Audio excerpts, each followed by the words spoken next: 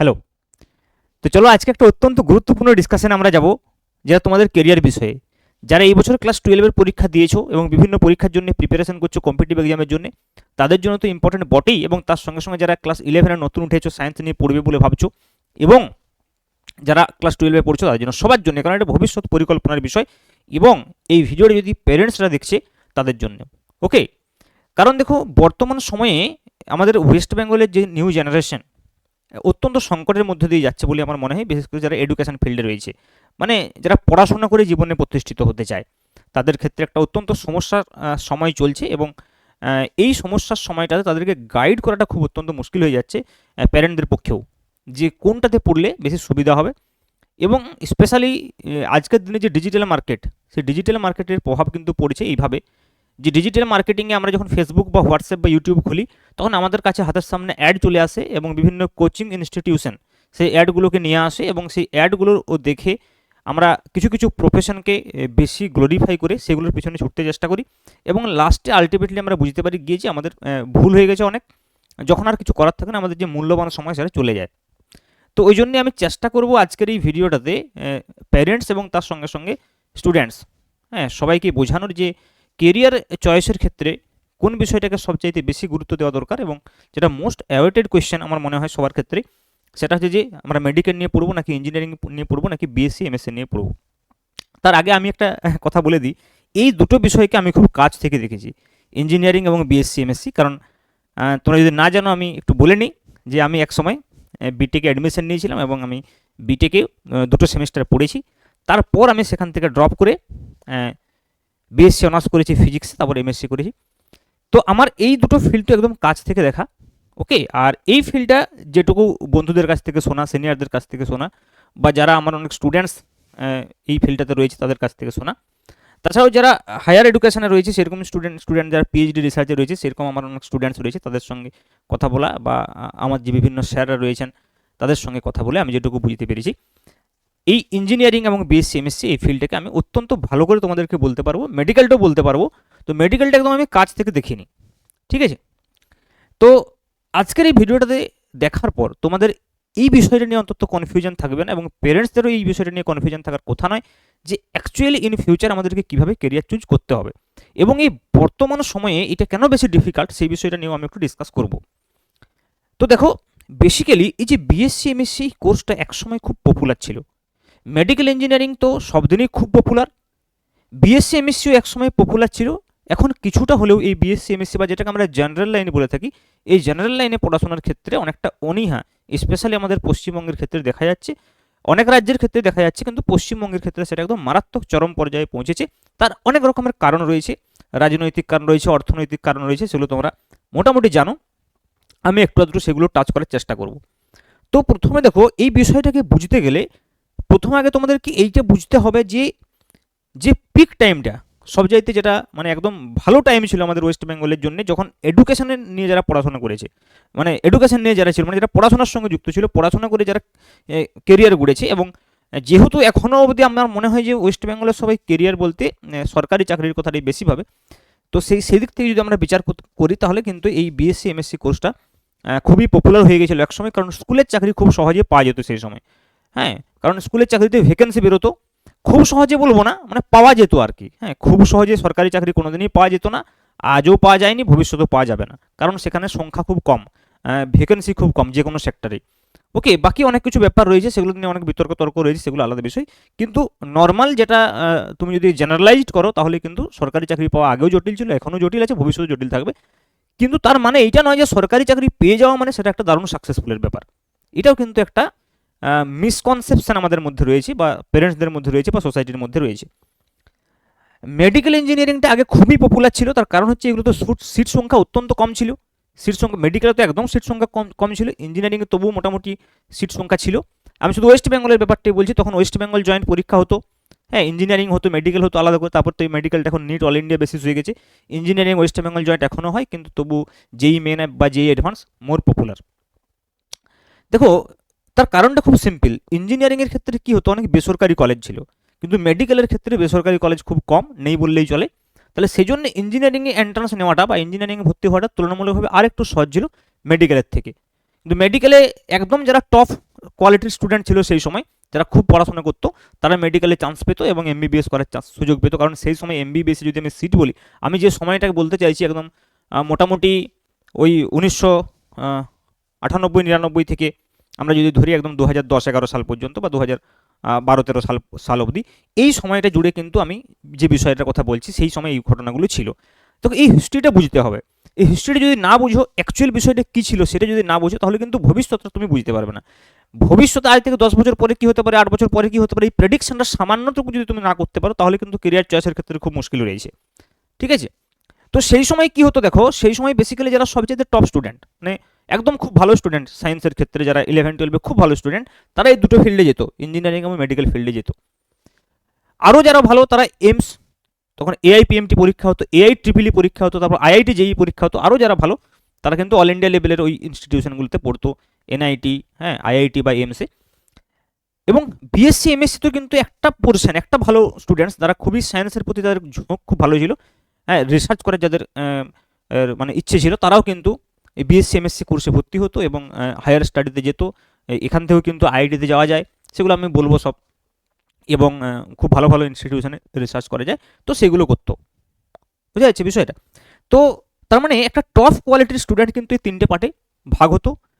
আর একটা ক্যাটাগরি ছিল তুলনামূলকভাবে যারা একটু মিডিয়াম ক্যাটাগরি, তারাও কিন্তু বিএসসি এমএসসি পড়তো এবং তার স্কুলের চাকরিটা খুব সহজেই পেয়ে যেত। আবার বলবো, আমি খুব সহজে কথাটা বলবো না, আমার বারবার বলা হয়েছে, তার কারণ হচ্ছে যে সেই সময় আসলে পরীক্ষাটা হতো, আর এই সময় তো পরীক্ষাটা হয়ই নি, তুলনামূলকভাবে সোজা ছিল, কারণ পরীক্ষা না হলে তুমি যতই চেষ্টা করে পাবে কি করে।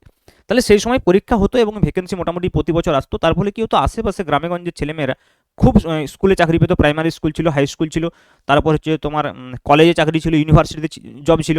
তো এইগুলো মোটামুটি মানে ওই যে ফেজটা আমি যদি বলি, ওই ফেজটাতে ওয়েস্ট বেঙ্গলের এই যে সিস্টেমটা, এডুকেশন সিস্টেমটা মানে একদম বেসিক ফাউন্ডেশনটা গড়ে উঠতে শুরু করেছিল। তার ফলে ভ্যাকেন্সিও যেমন প্রচুর ছিল, তার সঙ্গে সঙ্গে রিক্রুটমেন্টও মোটামুটি হতো। তার ফলে কি হতো, যারা ভালো স্টুডেন্ট, হ্যাঁ, যাদের মোটামুটি স্কুলে কোনো না কোনো সময় 1 থেকে 10-এর মধ্যে র্যাঙ্ক ছিল, তারা কোথাও না কোথাও চাকরি পেয়ে যেত। এবং সেই সময় থেকেই বাঙালির মধ্যে সরকারি চাকরি জীবনের একটা অত্যন্ত ভালো বিষয় বা অত্যন্ত একটা প্রতিষ্ঠার বিষয়, সেটা আমাদের মাথার মধ্যে ঢুকে গেছে। আমরা সরকারি চাকরির পিছনে বা সেই মাইন্ডসেট নিয়ে এখনও রয়েছি। কিন্তু বর্তমানে দেখো, যেহেতু অনেকদিন ধরে এই পরীক্ষাটা হয়নি বা এই পরীক্ষার মধ্যে বিভিন্ন রকমের দুর্নীতি, হ্যাঁ, বিভিন্ন রকমের চাকরি বাদ যাওয়া, এইসব বিষয়গুলো চলে এসছে। তার ফলে কি হচ্ছে, এই ট্রাস্টটা, এই এই এই এই বিষয়টার মধ্যে ট্রাস্ট কমে গেছে। কেন ট্রাস্ট কমে গেছে? তার কারণ হচ্ছে ম্যাক্সিমাম স্টুডেন্টস কিন্তু যেখানে জব পেত সেটা কিন্তু স্কুল চাকরির ক্ষেত্রে, খুব কম সংখ্যক কলেজ এবং ইউনিভার্সিটির ক্ষেত্রে পেত, কারণ খুব সামান্য সিট রয়েছে সেগুলোতে। আর বাকি আরও যারা ভালো ছিল সেগুলো, তারা কিন্তু রিসার্চে কাজে বিভিন্ন রিসার্চ ইনস্টিটিউশনগুলোতে জব পেত, যেমন ধরো ইসরো, ডিআরডিও, বার্গ, এগুলোতে জব পেত। তো সেগুলো ছিল গ্রামের দিকের ছেলেরা, বিশেষত সেই সময় যেহেতু ইন্টারনেটের এত বেশি থাকেনি, সেই জন্য গ্রামের ছেলেরা মূলত এই বিএসসি এমএসসি করে, বিএড করে, বা তখন বিএডও করতে হতো না, শুধুমাত্র বিএসসি করলেই চাকরি পাওয়া যেত স্কুল চাকরির ক্ষেত্রে, সেটা সুবিধা ছিল। তো হঠাৎ করে এই সিস্টেমটা বন্ধ হয়ে যাওয়ার জন্য একটা বড় অংশের ছাত্রছাত্রীর কিন্তু কি হচ্ছে, প্রচণ্ড পরিমাণে সাফার করেছে। স্পেশালি যারা তুলনামূলকভাবে মধ্যমেধার ছাত্রছাত্রী, তারা মানে খুব আমি বলবো যে সাফার করেছে। এবং সেই সাফারিংটা সোসাইটির কাছে কিন্তু সোসাইটি দেখতে পাচ্ছে নিজের চোখে। তার কারণ দেখো, এই ফিল্ডগুলোতে যারা জব পায়, ইঞ্জিনিয়ারিং বা মেডিকেল ফিল্ডগুলো, সেগুলো কিন্তু গ্রামেগঞ্জের দিকে আমি যদি বলি, সেই দিকে কিন্তু এগুলো থেকে জব খুব কম থাকে। মানে সরকারি জব যেহেতু মেডিকেল ইঞ্জিনিয়ারিংয়ের ক্ষেত্রে খুবই কম, একটা জায়গায় একটা ব্লকে হয়তো একটা হসপিটাল রয়েছে, বা একটা কোনো মনে করো একটা ব্লকে একটা ভালো হসপিটাল থাকে, আর তার সামনে আশেপাশে যে গ্রামীণ হসপিটালগুলো থাকে, তো সেগুলো যদি আমরা দেখি খুবই কম, স্কুলের তুলনায় তো অনেক কম। একটা ব্লকে কতগুলো সরকারি স্কুল থাকে তুমি ভেবে দেখো, কতগুলো হাই স্কুল থাকে, কতগুলো প্রাইমারি স্কুল থাকে, সেই ধরনের তো হসপিটাল কতগুলো থাকে, সেখানে কতগুলো ডাক্তারের সরকারি জব পাবে, তাহলে খুব কম। কিন্তু ডাক্তারটা জব প্রফেশনটা এত গ্লোরিফাই কেন ছিল? তার কারণ সবাই জানতো চেম্বার খুললে কিন্তু প্রচুর রোজগার।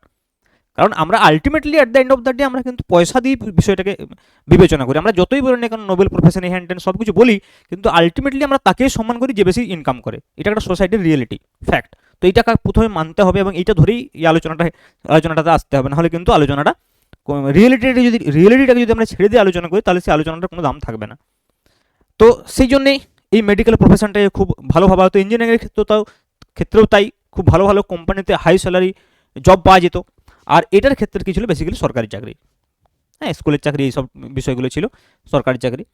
তো এই তিনটে প্রফেশন এইভাবে চলতো এক সময়, মানে অন্ততপক্ষে 10 থেকে 12 বছর খুব ভালোভাবে এই সিস্টেমটা চলেছে, যে সিস্টেমটা আমি এতক্ষণ অবধি বললাম। তারপর হঠাৎ করে যখন এইটা বন্ধ হয়ে গেল, তাহলে একটা আহ, অনেক সংখ্যক ছাত্রছাত্রী একটা প্রচণ্ড পরিমাণে আমি বলবো যে অসুবিধার সম্মুখীন হয়েছিল, এবং সেটা সোসাইটি ধীরে ধীরে দেখছে, এবং পেরেন্টসরা দেখছে, এবং পেরেন্টসরা সেটা বুঝতে পারছে, তার ফলে তাদের ছেলে মেয়েদেরকে এই দিকটাতে নিয়ে যেতে ভয় পাচ্ছে।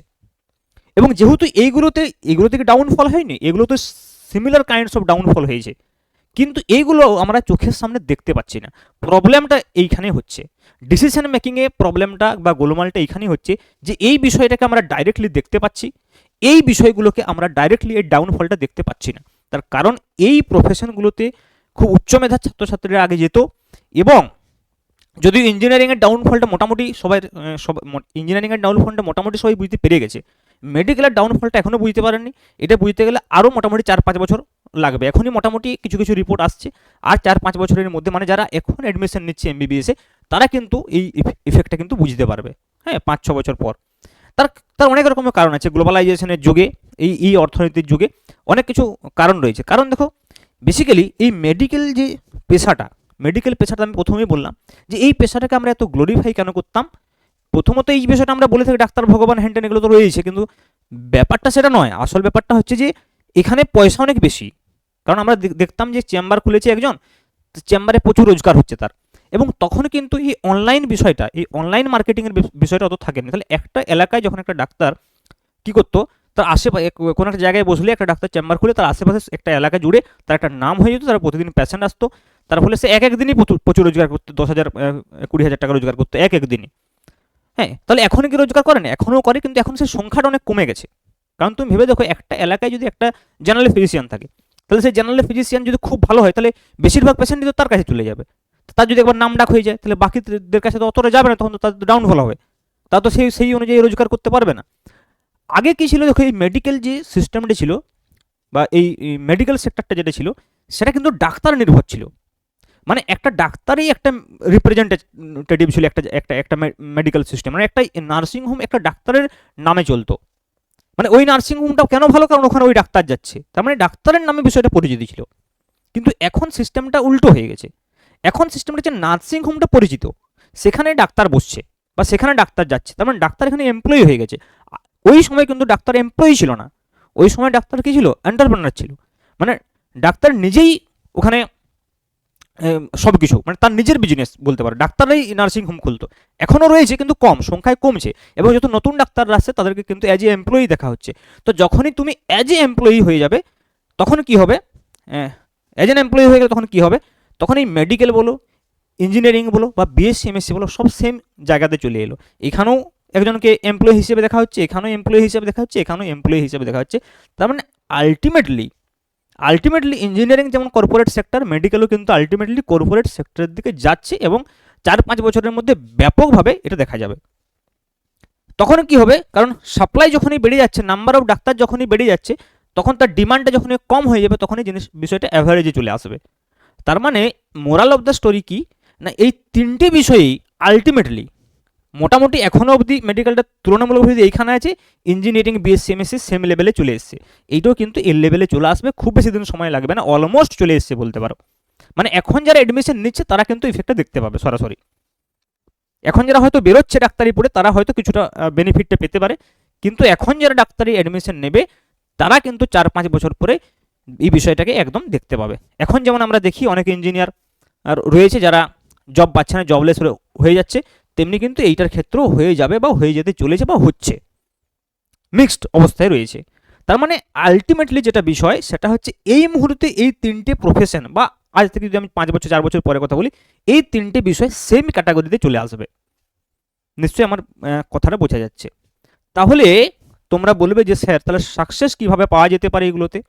তাহলে সাকসেসের যেটা মূল মন্ত্র, সেটাতেই আলটিমেটলি আসতে হবে, যে তোমার এই তিনটের মধ্যে যেটাতে ইন্টারেস্ট রয়েছে, যেটাতে পয়সা বেশি নয়, পয়সা কিন্তু সবেতে সেম, এবং বরঞ্চ আমি যদি এটাকে কম্পেয়ার করি, একটা বিষয় ভেবে দেখো, যেমন তোমরা বলছো যে বলেছে মেডিকেল স্যার চেম্বার খুলে তার একটা রোজগার হবে, তো তুমি যদি এখানে দেখো বিএসসি এমএসসি করে অনেকেই এখন অনলাইন টিউশন পড়াচ্ছে, অফলাইন টিউশন পড়াচ্ছে, তাদেরও অনেক রোজগার। হ্যাঁ, তো তাহলে যদি তোমরা বলো বড় বড় টিচার তোমরা জানো ইউটিউবে রয়েছে, বা এমনি অফলাইন টিউশনে রয়েছে, অনলাইন টিউশনে রয়েছে, বড় বড় ইনস্টিটিউশন, তাদেরও তো অনেক পয়সা।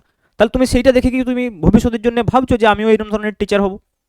সেটা তো ভাবছো না, কিন্তু ভাবছো আমি এরকম ধরনের এরকম ডাক্তার হয়ে যাবো। তার কারণ আরেকটা বিষয় কি, অ্যাভেলেবিলিটি। বিএসসি এমএসসি বা ইঞ্জিনিয়ারিং এ অ্যাডমিশন নেওয়াটা অনেক সোজা হয়ে গেছে এখন, কারণ নাম্বার অফ কলেজ অনেক বেশি, তুলনামূলকভাবে এটা এখন জটিল আছে, নাম্বার অফ কলেজ অত হয়নি, একটা এন্ট্রান্স পরীক্ষায় পাস করতে হচ্ছে। ইঞ্জিনিয়ারিং ও আইআইটিতে অ্যাডমিশন নিলে তোমাকে এন্ট্রান্স পরীক্ষায় পাস করতে হবে, এনআইটিতে নিলে পাস করতে হবে, কিন্তু ওয়েস্ট বেঙ্গল জয়েন্টের মধ্য দিয়ে তুমি যে কোনো কলেজে আরামসে অ্যাডমিশন নিতে পারো। তেমনি বিভিন্ন রকমের যে বিভিন্ন আলাদা আলাদা রাজ্য রয়েছে, তাদের সেই সমস্ত রাজ্য কলেজ রয়েছে, তাহলে প্রচুর ইঞ্জিনিয়ার প্রতি বছর বেরোচ্ছে। তো মেডিকেলও কি নেই, মেডিকেলও আমাদের রাজ্যে যেমন রয়েছে অন্য রাজ্যেও রয়েছে। তো মেডিকেলও বেরোতে তুলনামূলকভাবে একটু হলেও কম, একটু হলেও কম। কিন্তু এটা কিন্তু এরকম এরকম থাকবে, মানে যে এক্সপেকটেশনটা আমরা এখানে করছি সেই এক্সপেকটেশনটা থাকবে না। হ্যাঁ, তো বরঞ্চ সেক্ষেত্রে আমি বলবো যে এইটার ক্ষেত্রেও তো তাহলে সেই অপরচুনিটি তোমাদের রয়েছে। ইন ফিউচার যদি কেউ একজন ফিজিক্সের ভালো টিচার হতে চাও, কেমিস্ট্রি ভালো টিচার হতে চাও, হ্যাঁ, বা অন্য যে কোনো সাবজেক্টে ভালো টিচার হতে চাও, তো আলটিমেটলি মোরাল অফ দ্য, বা এখানে দেখো রিসার্চের সুযোগ রয়েছে। রিসার্চের সুযোগ কি এইগুলোতে নেই? এগুলোতে রিসার্চের সুযোগ রয়েছে, সবেতেই রয়েছে। তার মানে আলটিমেটলি হচ্ছে তোমাকে টপ হতে হবে এই প্রফেশনগুলোতে গিয়ে। যদি তুমি খুব ভালো সাকসেসফুল হতে চাও, যেহেতু নাম্বার অফ ক্যান্ডিডেট প্রচুর বেশি হয়ে গেছে, তাহলে তোমাকে টপ 1% বা টপ 10%-এর মধ্যে আসতে, 1 to 10%-এর মধ্যে আসতে হবে। হ্যাঁ, টপ 10%-এর মধ্যে যদি না আসতে পারো, তাহলে কিন্তু কোনো প্রফেশনটাই কিন্তু তুমি ভালোভাবে প্রতিষ্ঠিত হতে পারবে না যেভাবে তুমি চাইছো। তার মানে বর্তমান যা পরিস্থিতি, তাতে কিন্তু তুমি 11-12-এ একটা পরীক্ষায় পাস করে গিয়ে তুমি এটা বলতে পারবে না যে আমি সাকসেসফুল। অনেকে মনে করছে যে আমি যদি এই 1-2 বছরে নিট বা জেই পাস করে যাই, তাহলে হয়তো আমি ইন ফিউচার সাকসেসফুল হয়ে যাব, আর কোনো চিন্তা নেই আমার। তো এই অ্যাসিউরেন্সগুলো তোমাদেরকে যারা দিচ্ছে, তারা কিন্তু ডিজিটাল মার্কেটিং করছে অ্যাকচুয়ালি। তারা তোমাদেরকে তাদের খদ্দের বানাচ্ছে যে কোনো প্রকারে। তারা তোমাদের কাছ থেকে একটা অ্যামাউন্ট নিয়ে কোচিং সেন্টারে অ্যাডমিশন করানোর জন্য বলছে। মানে এটা কিন্তু আলটিমেট নয়। আমি বলতে চাইছি যে তুমি আজ নিটে কোয়ালিফাই করলে কি করলে না, তাতে কিন্তু তোমার ভবিষ্যৎ জীবনে যে বিশাল কিছু প্রভাব পড়ে যাবে তা কিন্তু পড়বে না। যদি তুমি কোয়ালিফাই না করতে, কিছুই না করতে পারো, পড়াশোনাই না করো, সেটা আলাদা বিষয়। কিন্তু আমি বলতে চাইছি যে তুমি 3টে স্ট্রিমের মধ্যে যে কোনো একটা স্ট্রিম নিয়ে যদি পড়ো, যেটাতে তোমার ইন্টারেস্ট আছে, তুমি কিন্তু ইকুয়ালি সেম জায়গাতে পৌঁছতে পারবে। মানে বিএসসি এমএসসি করলেও যে জায়গাতে, যে লেভেল অবধি তুমি পৌঁছাতে পারবে, ইঞ্জিনিয়ারিং পড়েও সেই লেভেল অবধি পৌঁছাতে পারবে, মেডিকেল পড়েও তুমি সেই লেভেল অবধি পৌঁছাতে পারবে। মানে সব জায়গা থেকে তোমার সমান অপরচুনিটি রয়েছে। আর যদি অ্যাভারেজ পড়ো, তাহলে সব জায়গা থেকেই কিন্তু তোমার কিছুই হবে না। আমি এই বিষয়টা বলতে চাইছি। তাহলে এই যে ইঁদুর দৌড়টাতে আমরা দৌড়ানোর চেষ্টা করছি, যে এই কোচিংয়ে আমি কোর্স কিনে নিলে, ওই কোচিংয়ে কোর্স কিনে নিলে, এই স্যারের কাছে পড়ে নিলে, এই করে নিলে আমার লাইফ সেট হয়ে যাবে, এই ভ্রান্ত ধারণাটা আগে দূর করতে হবে প্যারেন্টসদেরকেও এবং স্টুডেন্টদেরকেও। তোমাদেরকে কিন্তু আলটিমেটলি লার্নিংটা করতে হবে, এবং সেই লার্নিংটা 11-12, আমি যেন সবসময় বলি 11-12-এ তোমরা কেরিয়ার চয়েসের কথা ভেবোই না। 11-12-এ যদি তোমরা সায়েন্স নিয়ে পড়ো, তো ফিজিক্স, কেমিস্ট্রি, ম্যাথামেটিক্স, বায়োলজি, এই 4টা সাবজেক্ট খুব ভালোভাবে পড়ো। তারপরে তুমি যদি এই সাবজেক্টগুলো একটা ফাউন্ডেশন তৈরি হয়ে যায়, তাহলে তুমি যে ফিল্ডটাতে যাবে সেই ফিল্ডটাতে টপ করবে। এই 4টা সাবজেক্টের ফাউন্ডেশন যদি খুব ভালো হয়, যে ফিল্ডটাতে যাবে সেই ফিল্ডেই টপ করবে। এবং আমি প্রথমে বলছি টপ 10%-এর মধ্যে যদি ফিল্ডগুলোতে আসতে পারো, তাহলে কিন্তু সব ফিল্ডে সমান অপরচুনিটি রয়েছে, প্রচুর অপরচুনিটি রয়েছে। এবং তুমি যদি এইখানে ম্যাক্সিমাম ইনকাম একটা আমাকে বলো, এখানে ম্যাক্সিমাম ইনকাম বলো, আর এইখানে ম্যাক্সিমাম ইনকাম বলো, অলমোস্ট সেম। মানে এখানেও ম্যাক্সিমাম ইনকাম, কোনো লিমিট নেই, এখানেও ম্যাক্সিমাম ইনকাম, কোনো লিমিট নেই, এখানেও ম্যাক্সিমাম ইনকাম, কোনো লিমিট নেই। অ্যাভারেজ ইনকামেরও ব্যবস্থা রয়েছে, ম্যাক্সিমামও রয়েছে, মিনিমামও রয়েছে। কোনটা তুমি করবে সেটা ডিপেন্ড করছে যে তুমি টপ 10%-এর মধ্যে আসতে পারছো কি পারছো না। মানে আমি অনেক সময় দেখেছি যে অনেক ছেলে হয়তো ফিজিক্স, কেমিস্ট্রি বা ম্যাথামেটিক্স বা বায়োলজি এই সাবজেক্টগুলো পড়তে খুব ভালোবাসে। মনে করে কেউ কেমিস্ট্রি পড়তে খুব ভালোবাসে, তার কেমিস্ট্রি খুব ভালো লাগে, তো তো সে কেরিয়ারের কথা ভেবে মেডিকেল বা ইঞ্জিনিয়ারিংয়ে চলে যায়। প্রয়োজন নেই। তুমি যদি কেমিস্ট্রি পড়তে খুব ভালোবাসো, তুমি কেমিস্ট্রি নিয়ে পড়ো। তুমি যদি ফিজিক্স পড়তে খুব ভালোবাসো, তুমি ফিজিক্স নিয়ে পড়ো। তুমি যদি মেডিকেলে ইন্টারেস্ট রয়েছে, তুমি মেডিকেল নিয়ে পড়ো। তোমার যদি ইঞ্জিনিয়ারিং ইন্টারেস্ট রয়েছে, তুমি ইঞ্জিনিয়ারিং নিয়ে পড়ো। কিন্তু এইগুলোতে তোমার ইন্টারেস্ট রয়েছে কিনা সেটা তুমি বুঝবে কি করে? তো তার জন্য তোমাকে একটু রিসার্চ করতে হবে নিজে থেকে। কারণ আমরা অনেক সময় কি করি, আমরা একটা ডাক্তারকে দেখি যে সে এইরকম তার লাইফস্টাইল, আমরা একটা ইঞ্জিনিয়ারকে দেখি এরকম তার লাইফস্টাইল, আমরা একজন প্রফেসরকে দেখি তার এই ধরনের লাইফস্টাইল, তো ওদের লাইফস্টাইলটা দেখে অনেক সময় আমরা ওই প্রফেশনটাকে পছন্দ করে ফেলি। কিন্তু ওই প্রফেশনটার যে প্রতিদিনের কি ওয়ার্ক, সেইটাকে একটু রিয়েলাইজ করার চেষ্টা করো। তুমি যদি ডাক্তার হতে চাও, একটা ডাক্তারের সঙ্গে কথা বলো, বা একজন ডাক্তারের প্রতিদিনের যে রুটিন ওয়ার্ক, সেটা তুমি একটু ভালো করে রিয়েলাইজ করার চেষ্টা করো, যে আমাকে যদি এই কাজগুলো প্রতিদিন করতে হয় সকাল থেকে সন্ধ্যে অবধি, একজন ডাক্তারের যে পরিশ্রম, সেই পরিশ্রমটা কি করতে তুমি রাজি আছো? পড়াশোনার ক্ষেত্রে তো বটেই, এবং প্রফেশনও। একজন টিচার, একজন প্রফেসর, একজন রিসার্চার, একজন ইঞ্জিনিয়ার, সে কি পরিশ্রম করে তার যে ওয়ার্ক ফিল্ড, কাজের ক্ষেত্রে, সেটা সরকারি হতে পারে, বেসরকারি হতে পারে, সেটা নিজস্ব কোনো ব্যবসা হতে পারে। আরেকটা কথা তোমাদেরকে সবসময় ভাবতে হবে যে সরকারি চাকরিটাই কিন্তু সবসময় একমাত্র সাফল্যের চাবিকাঠি নয়। সরকারি চাকরি হতে পারে, বেসরকারি চাকরি হতে পারে, অথবা নিজস্ব চেষ্টায় কোনো তুমি উদ্যোগপতিও হতে পারো। তো এই বিষয়গুলো তোমাকে ভাবতে হবে যে যে ফিল্ডটাতে যাব সেই ফিল্ডটাতে আমি টপ করব, এবং সেই ফিল্ডটাতে আমি নিজে কিছু করার চেষ্টা করব। That is your success. এবং তুমি দেখছো আজকাল তো ইউটিউবে তুমি বুঝতে পারছো, ইউটিউবের দুনিয়াতে বা এই ডিজিটাল দুনিয়াতে যে বহু এমন শিক্ষার্থী রয়েছে, শিক্ষার্থী রয়েছে বা শিক্ষক রয়েছে, যারা হয়তো ইঞ্জিনিয়ারিং ফিল্ডের টিচার, মেডিকেল ফিল্ডে টিচার, এই ফিল্ডে তো টিচার মানে এটা তো বাই প্রফেশন টিচার, সে রিসার্চার হোক বা ইউনিভার্সিটির প্রফেসর হোক বা কলেজের প্রফেসর হোক, যাই হোক না কেন সে তো টিচার আলটিমেটলি। কিন্তু এখন দেখতে পাবে তোমরা এই ফিল্ডগুলো থেকেও কিন্তু টিচার মানে 11-12 পড়ানোর কথা বলছি, একজন ডাক্তার তো সে ডাক্তারি কলেজে পড়াই, একজন ইঞ্জিনিয়ার তো ইঞ্জিনিয়ারিং কলেজে পড়াবেই। হ্যাঁ, তাছাড়াও কিন্তু এরা কিন্তু 11-12 ছেলেমেয়েদেরকেও আজকাল গাইড করছে ইঞ্জিনিয়ারিং মেডিকেলের জন্য। তাহলে এখান থেকে যদি এইখানে আসে, এখান থেকেও যদি এইখানে আসে, তাহলে এটা পড়তে প্রথম থেকে দোষ কি? বিষয়টা বুঝে যে মনে করো তোমাকে হয়তো এইগুলো পড়তে এখন খুব মোটিভেট করছে বা তার কোর্স বিক্রির জন্য বলছে, একজন ডাক্তার বলছে, একজন ইঞ্জিনিয়ার বলছে, সে নিজে কিন্তু এইটা করছে, আলটিমেটলি এইটা করছে বলে তুমি আলটিমেটলি কাজটা তো যেটা করছো সেটা এইটাতে পড়লে তুমি আরো ভালো করতে পারবে। যতই আমরা বলি না কেন, একজন ইঞ্জিনিয়ারের থেকে মানে একজন ভালো ইঞ্জিনিয়ার ভালোভাবে খুব ভালোভাবে ইঞ্জিনিয়ারিং পড়েছে, আর একজন খুব ভালোভাবে ফিজিক্স পড়েছে, তো ফিজিক্স কে ভালো পড়াবে? অবশ্যই যে ভালোভাবে ফিজিক্স পড়ে, যে 5 বছর বিএসসি এমএসসি পুরো ফিজিক্সটাকে ঘেঁটে দেখেছে, সে তো অবশ্যই ফিজিক্স ভালো পড়াবে। তার ফিজিক্সের নলেজ অনেক বেশি হবে, তার ওয়ে অফ আন্ডারস্ট্যান্ডিং, তার বোঝানোর ক্ষমতা আলাদা হবে। সে যেভাবে সাবজেক্টটাকে দেখেছে এরা সেইভাবে দেখেনি, এটা ট্রুথ। এবার তুমি যদি কম্পেয়ার করো যে কোন রকমে পড়াশোনা করে বিএসসি করেছে, আর একজন তুমি যদি কম্পেয়ার করো খুব ভালোভাবে ইঞ্জিনিয়ার পড়েছে, সে তো আলাদা বেশ, তাহলে তো কম্প্যারিজন হবে না। সেম মেরিটে যদি তুমি দুজনকে নিয়ে আসো, একজন মেডিকেল পড়েছে, একজন ইঞ্জিনিয়ারিং পড়েছে, একজন বিএসসি বা বিএসসি এমএসসি করেছে একটা পার্টিকুলার সাবজেক্টে, মনে করো যে জুলজিতে মাস্টার্স করেছে আর যে ডাক্তারি এমবিবিএস করেছে, দুজনের মধ্যে জুলজি কে ভালো পড়াবে? বা একজন বোটানি, একজন ইঞ্জিনিয়ারিং করেছে, সে ভালো ম্যাথামেটিক্স পড়াবে, নাকি যে ম্যাথামেটিক্স এমএসসি করেছে সে ভালো ম্যাথামেটিক্স পড়াবে? যে দুজনে সেম কোয়ালিটির স্টুডেন্টস হয়, একজন ফিজিক্সে মাস্টার্স করেছে আর একজন ইঞ্জিনিয়ারিং পড়েছে, দুজনের মধ্যে কে সবচাইতে ভালো ফিজিক্স পড়াবে যদি সেম ক্যাটাগরির হয়? কিন্তু অনেক ক্ষেত্রে আমরা দেখেছি রিয়েলিটিতে যে যারা ইঞ্জিনিয়ারিং নিয়ে পড়েছে তারা ভালো পড়ায়। কেন তারা ভালো পড়ায়? তার কারণ হচ্ছে তারা ভালো স্টুডেন্ট ছিল আলটিমেটলি, তবে তারা চান্স পেয়েছিল ওই সময়। আজকে যারা টিচার তারা তো ওই সময় চান্স পেয়েছে যে সময় এগুলো চান্স পাওয়া খুব কঠিন ছিল।